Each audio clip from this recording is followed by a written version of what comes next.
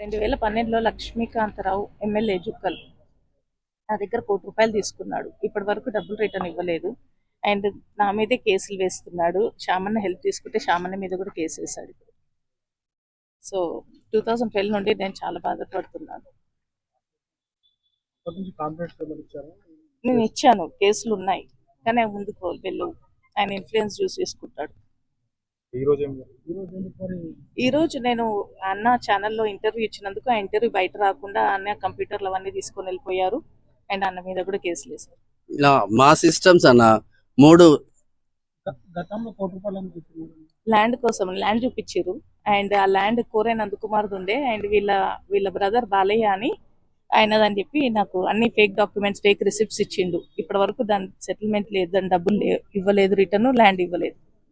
2012 నుంచి కేసులు ఉన్నాయి దాని మీద, కానీ ఇన్ఫ్లుయెన్స్ యూజ్ చేసుకుంటాడు. అవి కేసులు ముందుకెళ్ళవు. నేను సన్ సిటీలో ఉంటాను, రాజేంద్ర నగర్.